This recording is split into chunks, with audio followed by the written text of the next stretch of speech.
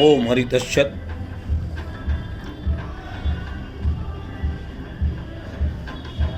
मानव अपने कर्तव्य का पालन करे,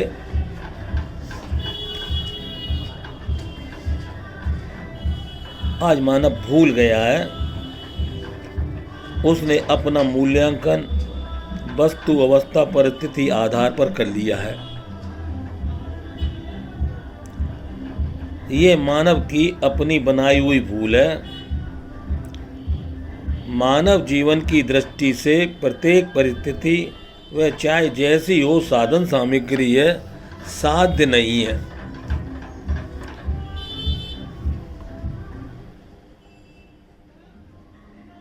साधन सामग्री के सदुपयोग से उसे शांति उपलब्ध होती है। अतः परिस्थितियों से भयभीत होना, अधीर होना, घबराना एवं उसे साध्य मान लेना अपनी भूल है। अतः जो परिस्थिति आज हमारे आपके सामने मौजूद है, उसका भी सदुपयोग हो सकता है तथा उसके सदुपयोग से मानव की मानवता मिल सकती है। उसके सदुपयोग से मानव को मानवता मिल सकती है।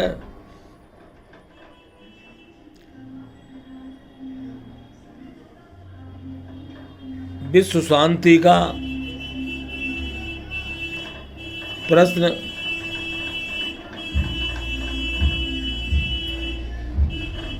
व्यक्तिगत शांति का प्रश्न, पारस्परिक विश्वास और स्नेह का प्रश्न हल हो सकता है।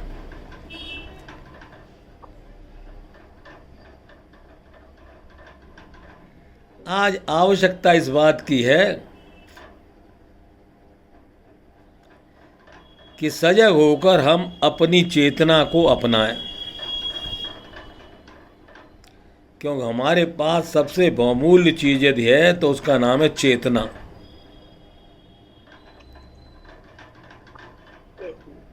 ये चेतना ही वास्तव में वो तत्व है जो हमें जागृति में ले जाता है।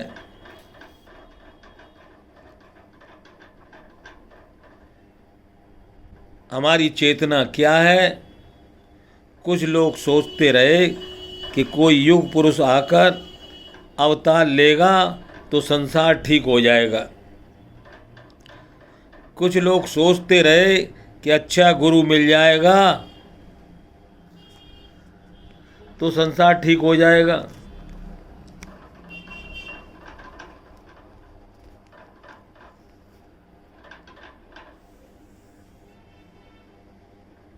परंतु हम क्या यह नहीं जानते कि युग पुरुष को की तो कौन कहे? हमें तो विश्वास के अनुसार तो पूर्ण ब्रह्म सच्चिदानंद भी अवतार लेकर आया। हमारे यहाँ तो पूर्ण ब्रह्म अवतार लेकर राम का, कृष्ण का, उसने सुधार किया।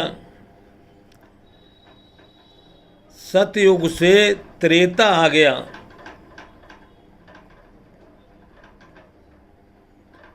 त्रेता से द्वापर आ गया, द्वापर से कलयुग आ गया।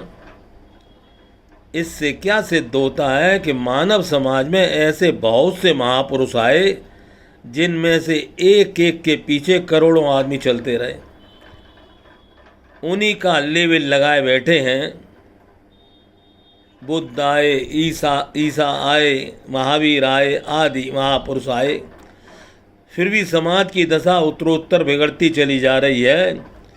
इसके मूल में कारण क्या है? इस पर विचार करने से लगता है कि मानव जब तक अपने करने वाली बात को नहीं मानेगा तब तक जो उसकी मांग है उसकी पूर्ति नहीं होगी। तो हमें विचार करना है हमारी करने वाली बात क्या है। अपने करने वाली बात वह नहीं हो सकती जिसे हम कर नहीं सकते। ऐसा कोई विधान ही नहीं है किसी से ये कहा दिया जाए कि तुम वह करो जिसे तुम कर नहीं सकते, तो इस वास्तविकता पर अच्छी तरह से विचार करना चाहिए कि हमारे करने वाली बात वही हो सकती है जिसे हम कर सकते हैं। कोई ऐसी बात हमें नहीं बताई जाएगी जिसे हम कर ना सकें, हम उसे अच्छी तरह कर सकते हैं। जिसे हम कर सकते हैं वही हमारा जीवन का सत्य हो सकता है। यदि हमें सत्य को पाना है तो हमें अपने कर्तव्य का पालन करना है।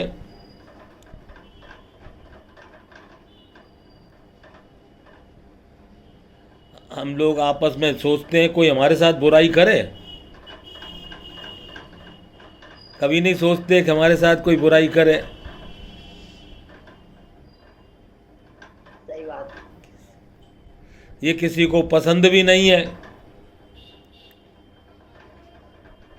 हम सभी नापसंद करते हैं कि कोई हमारे साथ बुराई करे,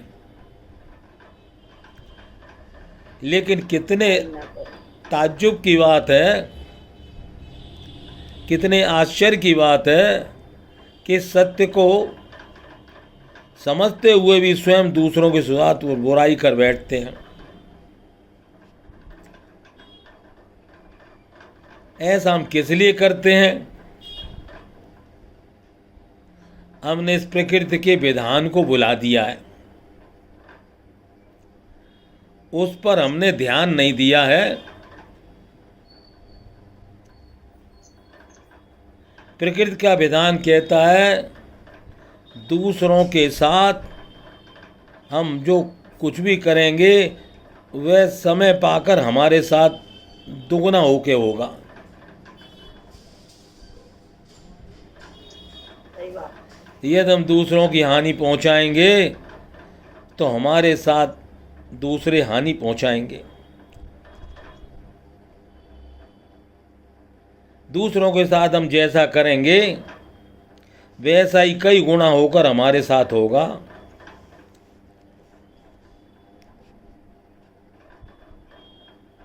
तो इस सत्य को हम भूल गए हैं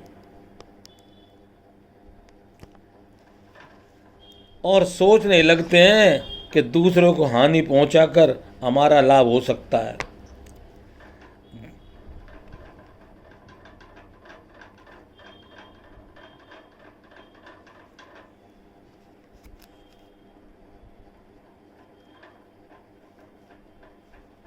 विरोध बुराई का होगा या किसी व्यक्ति का विरोध होगा? प्रश्न है कि विरोध किसका होगा, किसी व्यक्ति का होगा या बुराई का? तो हमें विरोध करना बुराई का, व्यक्ति का नहीं।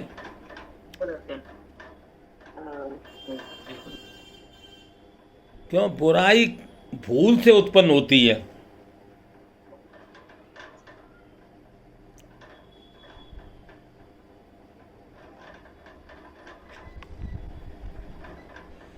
तो विरोध भूल का करना चाहिए, ना कि किसी व्यक्ति का।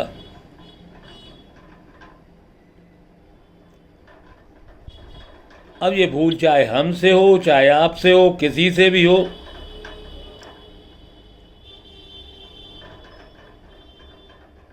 तो हम भूल का तो विरोध करते नहीं, वस्तु का विरोध करते हैं, व्यक्ति का विरोध करते हैं, परिस्थिति का विरोध करते हैं।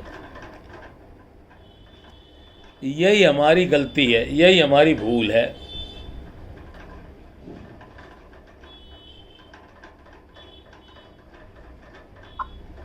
इसलिए ये भूल यदि होती है तो हमसे ही होती है। सही बात। इसलिए जब तक हम अपनी भूल को मिटाएंगे नहीं, यानी भूल को देखेंगे और उसे मिटाएं, तो हमारा लाभ हो सकता है।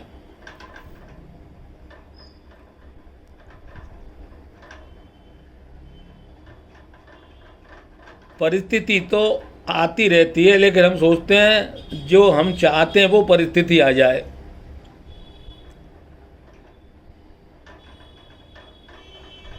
बात सही है कि जैसी भी परिस्थिति आएगी हम उसका सदुपयोग करेंगे,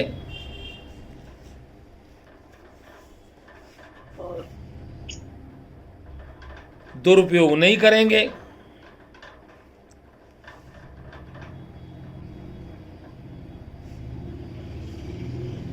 इसलिए सत्संग में जब बैठते हैं तो यहाँ केवल मानव दर्शन बताया जाता है, जीवन दर्शन बताया जाता है।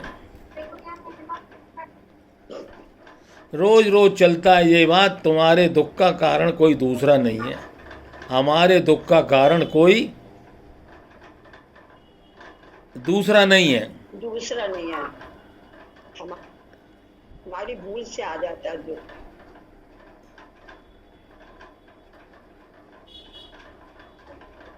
इसलिए जो हमारे को अपना दुख मिटाना है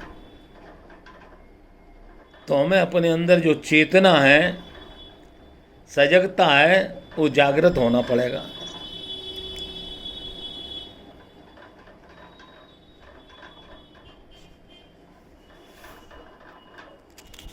ये मानव जीवन का सत्य है कि जीवन दर्शन हमें प्रेरणा देता है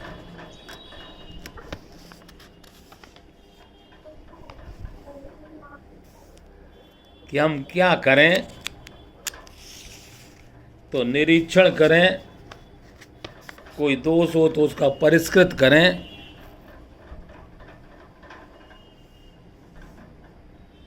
किसी को किसी प्रकार की हानि ना पहुंचाएं।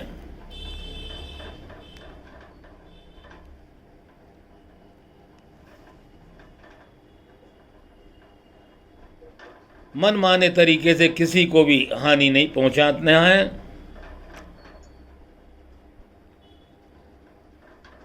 यदि हम आप किसी का हानि नहीं पहुंचाएंगे, कोई हमारा विरोध नहीं करेगा।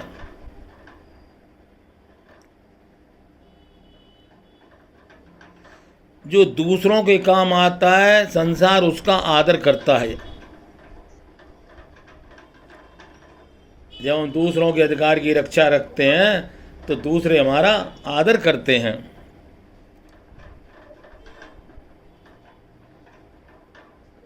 और काम नहीं आता तथा हानि पहुंचाते हैं तो उसका संसार विरोध करता है। आज हमारा इतना विरोध क्यों हो रहा है? तो हमसे कोई भूल हो रही है।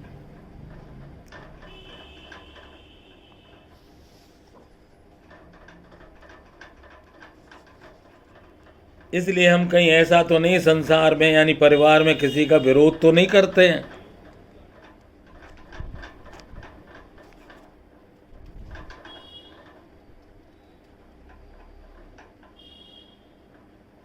इसलिए हम पहचान नहीं पा रहे, हम किसी ना किसी प्रकार किसी को क्षति पहुंचा रहे हैं, इसलिए हमारे जीवन में दुख आ रहा है।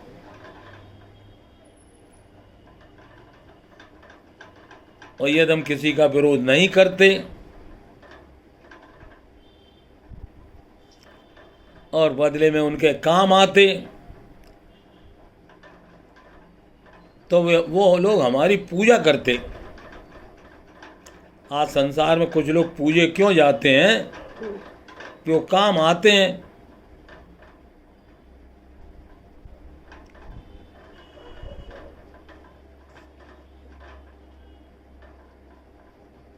हमारा कोई विरोध भी ना हो अथवा हमें समाज या परिवार पसंद करे तो स्वयं बुराई रहित हुए बिना, उदार हुए बिना ऐसा कभी संभव नहीं है। आप किसी भी तरह से विचार कर लें, हमारे अंदर अब चेंज आना चाहिए।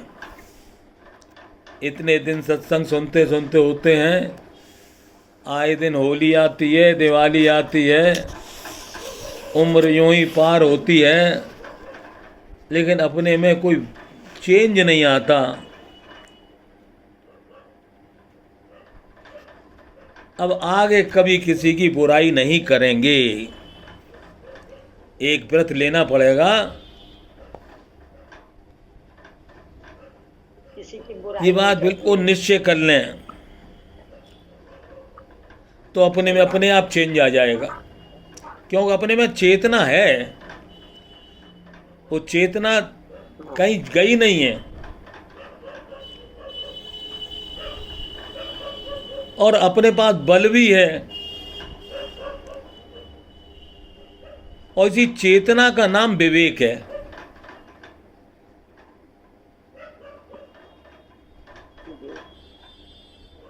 तो यदि हम बल का सदुपयोग करें, विवेक का आदर करें, तो चेंज नहीं आएगा, अवश्य आएगा। और हम तो देख रहे हैं, जितने लोग रोज बैठते हैं, बहुत बड़ा परिवर्तन हुआ है। वो हमको नहीं दिखाई देता, क्यों हम अपने साथ सदा रहते हैं। हमें ऐसा लगता ही नहीं कि हम कुछ बदल गए होंगे। लेकिन कोई दूसरा जब देखता है तो फौरन पहचान जाता है कि ये इतने बदल कैसे गए। तो बदल क्या गए, उन्हें जीवन का दर्शन मिल गया कि हमें किसी को लाभ पहुंचाएं या ना पहुंचाएं, कम से कम किसी को हानि नहीं पहुंचाएंगे। जैसे ही हमने ये विद्या सीखी, उसी समय हमारा विकास चालू हो जाता है। केवल इतना है कि हम किसी तरह बुराई रहित हो जाएं, और हमने अपना सत्य को स्वीकार कर लिया, तो हम भले हो गए। भले होने में कोई बहुत होने लगता है, और भलाई का फल तथा अभिमान छोड़ दिया। भले हुए, भलाई हुई, लेकिन उसका अभिमान छोड़ दिया, तो स्वाधीन हो गए।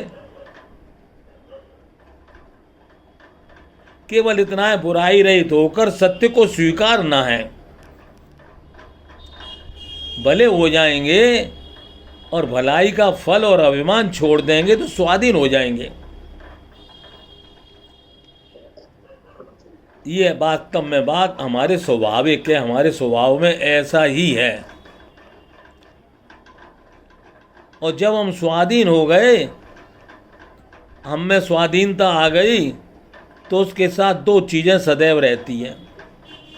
स्वाधीनता के साथ दो चीज़ सदैव रहती हैं। पहली चीज़ है उदारता, और दूसरी चीज़ है प्रियता।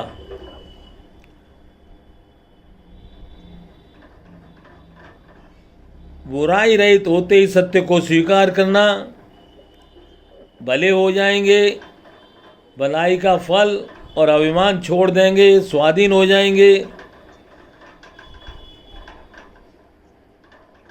ये स्वाभाविक बात है। इस बात के होते ही दो बात हो जाएंगी। पहली बात उदारता आ जाएगी, दूसरी बात प्रियता आ जाएगी। स्वाधीनता, उदारता तथा प्रेम स्वाधीनता के साथ सदैव रहती है। स्वाधीन व्यक्ति के साथ उदारता और प्रेम सदा रहता है। सदा रहता है। और पराधीन होते ही उल्टा होना चालू हो जाता है। पराधीन होते ही अनुदार हो जाते हैं, प्रेम की जगह क्रोधी हो जाते हैं। सही बात। क्या हुआ? प्रेम का उल्टा है द्वेष।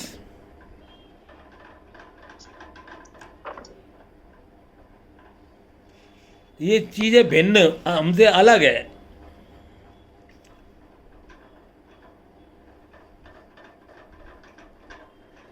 पराधीन जीवन में संकीर्णता रहती है, उदारता नहीं रहती। यह जीवन में पराधीनता ना रहे तो ना संकीर्णता आती है और ना भिन्नता। तो भिन्नता तथा द्वेष एक ही बात है।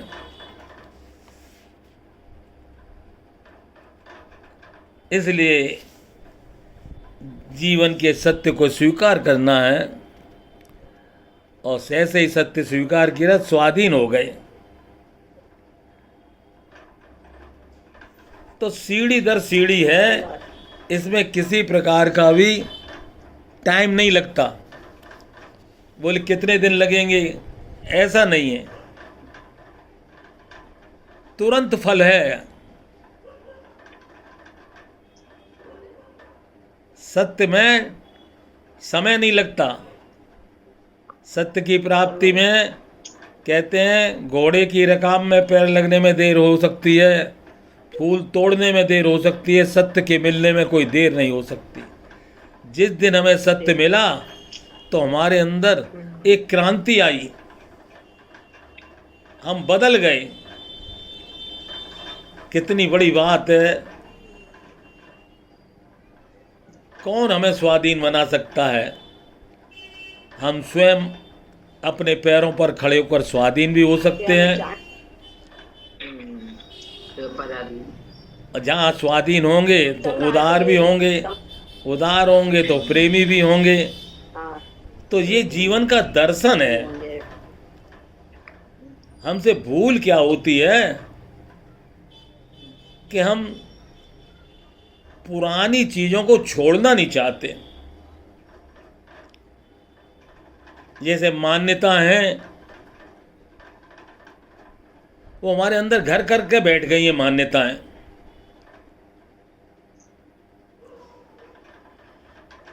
होनी चाहिए, मानना भी होना चाहिए, जानना भी होना चाहिए और करना भी होना चाहिए। मानना भी सही सही हो, जानना भी सही सही हो और करना भी सही सही हो, करना ही। तो मानव जीवन में सफलता तुरंत मिलती है। इन्हीं की समय नहीं लगता, एक पल भी नहीं लगता। ज्ञान लगने में कोई देर नहीं है। लेकिन हम कुछ पुरानी मान्यताओं में पड़े हैं,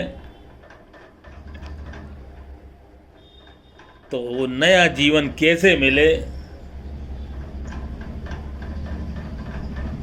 अरे मुझको बदल ही डाला मेरे सतगुरु ने, मैं कौन कहाँ से आया ये भी जान न पाया, करवा दी पहचान मेरे सतगुरु ने। ये हमारा विवेक है, ये हमारी चेतना है, हमारी पहचान बताती है कि हम हैं कौन। मैं कौन कहाँ से आया ये भी जान न पाया, अरे करवा दी पहचान मेरे सतगुरु ने। हमें पहचान बता दी। ओ बदल मेरे सतगुरु ने। इसलिए इस बात को अच्छी तरह समझ लें कि मानव जीवन में किसी प्रकार की पराधीनता है नहीं। बनाने वाले ने जब हमको बनाया तो हमको एक अद्भुत चीज दी थी, उसका नाम था जीवन। उस जीवन में चेतना थी। ऐसा नहीं हमारे पास चेतना नहीं थी, चेतना थी। अब वो चेतना रूप धारण करे तो 3 क्षेत्र हैं चेतना के उपयोग करने के। एक भौतिक क्षेत्र है, घर परिवार। दूसरा क्षेत्र है अध्यात्म अपना, तीसरा और तीसरा क्षेत्र है आस्था का सर्वसमर्थ प्रभु। मानव उनके लिए भी उपयोगी हो सकता है, मानव अपने लिए भी उपयोगी हो सकता है, और मानव विश्व के लिए भी उपयोगी हो सकता है। इसलिए इस उपयोगिता के लिए 2-3 सूत्र होते हैं। दूसरों के अधिकार की रक्षा और अपने अधिकार का त्याग। अपने अधिकार। दूसरे के अधिकार की रक्षा, ये चेतना हमें प्रेरणा देती है। स्वार्थी मत बनो, काम आओ, बदले में कुछ मत चाहो। भौतिकता यही है कि परिवार के काम आवे। आध्यात्मिकता कहती है अपने काम आओ, तो एक है शरीर धर्म, एक है स्वधर्म। तो शरीर धर्म से जीवन जगत के लिए, स्वधर्म से जीवन अपने लिए, और दोनों धर्म मिल जाएं तो ये जीवन सर्वसमर्थ प्रभु के लिए भी उपयोगी हो सकता है। वो पिता कितना खुश होता होगा जिसका बेटा परिवार के भी काम आता है, अपना भी काम आता है। परमात्मा हमें पूर्ण देखना चाहते हैं, इसलिए हमने हमें पूर्ण बनाया है। पूर्णमिदं, हम पूर्ण हैं। हमारा आगमन पूर्ण से हुआ था, हम में किसी बात की कमी है नहीं। यदि वो कमी है तो बुराई करने की, बुरा समझने की, बुरा चाहने। आज से होली, होली माने जो बात हो गई सो हो गई। अब आज से नया जीवन प्रारंभ करेंगे। ये त्यौहार इसीलिए आते हैं कि हम में उल्लास आ जाए, हमारी चेतना को सुस्त सुस्त ना रहें, खूब ऐसे रहें जैसे नया दिन आया। तो नया दिन आया नहीं, नया जीवन। प्रातः काल उठते ही सबसे पहले हमें नया जीवन मिलता है, और उस नए जीवन में भूल नहीं करनी है। भूल करते हैं तो पहला काम है भूल को ढूंढना, फिर उसको मिटाना, फिर उस पर मनन और निध्यासन करना। तो सत्संग के बिना ये काम संभव नहीं है। ये सत्संग हमें सत्य से मिला देता है और असत्य को बता देता है। दोनों ही काम है। असत्य का परिचय हो जाता है कि ये चीज़ सदा रहने वाली नहीं है, असत्य है, और एक चीज़ ऐसी है जो सदा रहने वाली है, वो है सत्य। तो इसलिए उस सत्य में रहकर असत्य को भी जान लो, क्या असत्य है। इसलिए असत्य को जानने से असत्य हमसे दूर हो जाता है। एक चीज़ जानने की है, एक चीज़ मानने की है, और एक चीज़ करने की है। असत्य को जानना है, सत्य को मानना है। तो मानकर जानकर अब जो करना है, इस करने में सावधान रहें कि हमारे पास ये करने कहाँ से आता है। तो उसके अंदर, हमारे अंदर एक चेतना है।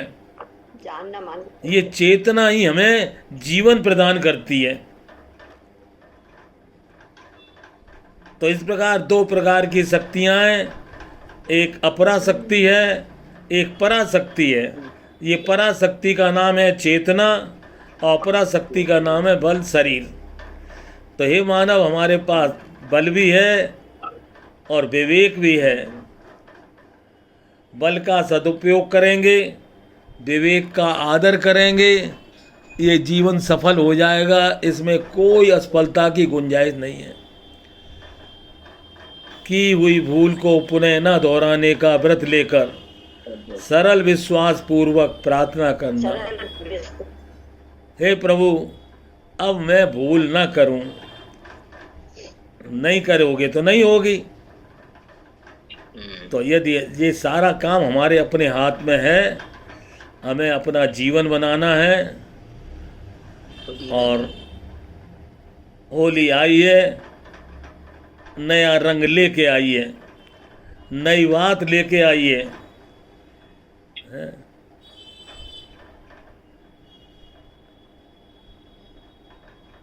सुनाओ, कौन सुनाएगा होली के ऊपर?